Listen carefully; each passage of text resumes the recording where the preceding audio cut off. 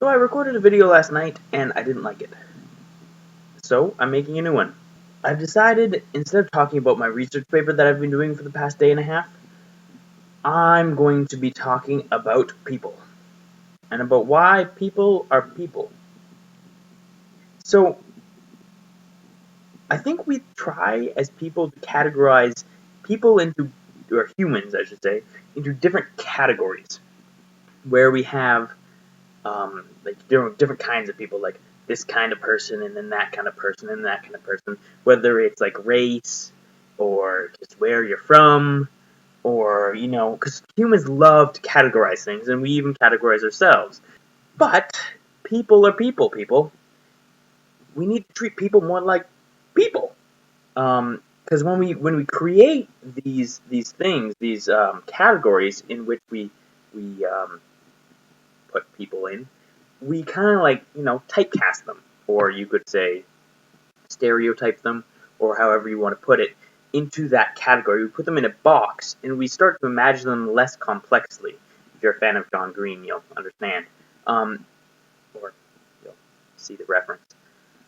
But what we need to do is for us to treat people as they should be treated, and fairly and equally, we have to stop putting people into boxes. We have to stop putting people into categories.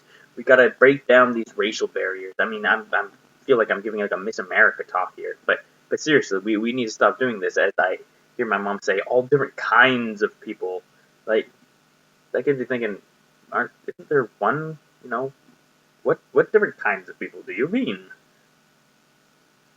Anyways, there was an article that I read on Facebook. I know that's really bad, but my friend had posted it. I wouldn't normally read articles that are referenced from Facebook unless they were referenced by a friend that I relied on. Anyways, there was an article that I was reading, that I read, that my friend had posted on. For purpose sakes, let's call her Cleopatra. Cleopatra had posted on, and or posted, I should say, and she said she never seen this before, and she has a certain worldview, and within her worldview, she sees gender as a very discerning fact, like just very. It is the big divide in people. The big divide is gender. That women are like this, and men are like this, and that it was a talk about relationships. I know I don't normally read these things. You're going to be judging me now, but because I'm reading an article on relationships from Facebook of all places. Anyways, but it was an article on that, and it was talking about how a woman's experience, and how she realized in her first year of marriage that these stereotypes that were placed upon her and her husband and their roles within their relationship were simply untrue. And it was a really awesome article, because whenever you see these gender roles, or these realizations that they're simply not true in all circumstances, or in hardly any circumstances at some points, and whenever people realize this, it's always a good thing. And it brings me to my second point, which is people who understand these things, who understand that race is a social construct, that and just have a more accurate understanding of the world, maybe, let's say, which sounds kind of arrogant, but it's true. Some people do. We need to encourage the other people. This sounds really arrogant, because I'm saying that by saying we, I'm saying that I have a better worldview than other people, as I say in my video.